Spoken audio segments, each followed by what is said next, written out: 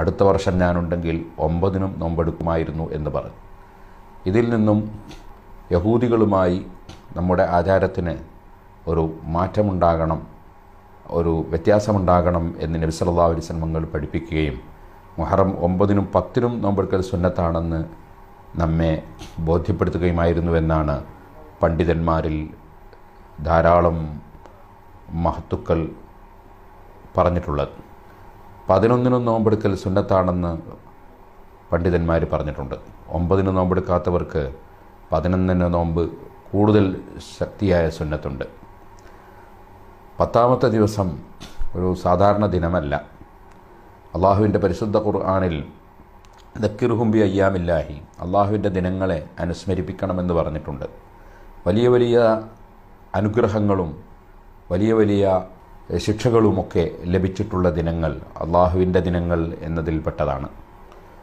മഹാന്മാരായ ആളുകൾക്ക് വലിയ അനുഗ്രഹം ലഭ്യമായിട്ടുള്ള ദിനമാണ് മുഹറം 10.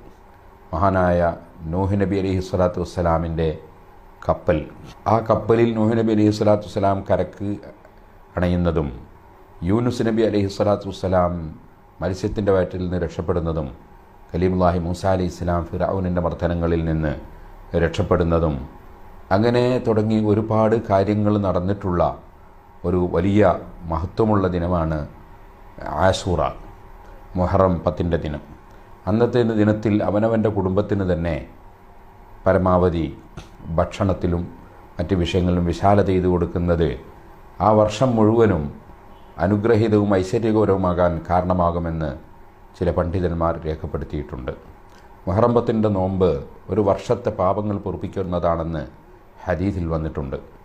അതുകൊണ്ട് മുഹറം 9, 10, 11 ദിവസങ്ങളിലെ നോമ്പ്, പ്രത്യേകിച്ചും 9ൻ്റെയും 10ൻ്റെയും നോമ്പ് അനുഷ്ഠിക്കാൻ നമ്മളെല്ലാവരും സന്നദ്ധരാകണം. നോമ്പ് എന്നത് ഒരു സാധാരണ ഇബാദത്തല്ല.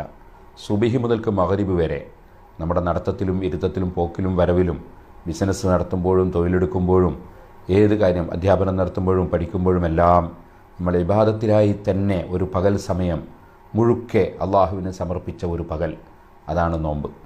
അതുകൊണ്ട് തന്നെ നോമ്പിന് വലിയ പ്രതിഫലമാണ്. നോമ്പിനെ സംബന്ധിച്ച് ഞാനാണതിന് പ്രതിഫലം കൊടുക്കുന്നവൻ എന്ന് അല്ലാഹു തആല പറഞ്ഞതും അത്തരം ചില കാരണങ്ങളെ കൊണ്ടാണ്. നോമ്പ് എന്ന അമല് അത് മറ്റൊരാൾക്ക് ഫോട്ടോ എടുക്കാൻ കഴിയാത്തതും മറ്റൊരാൾക്ക് ചിത്രം പിടിക്കാൻ കഴിയാത്ത ഒരു അമലാണ്. അള്ളാഹുവും അടിമയും തമ്മിലുള്ള പ്രത്യേകമായ ഒരു ബന്ധമാണ് നോമ്പിലൂടെ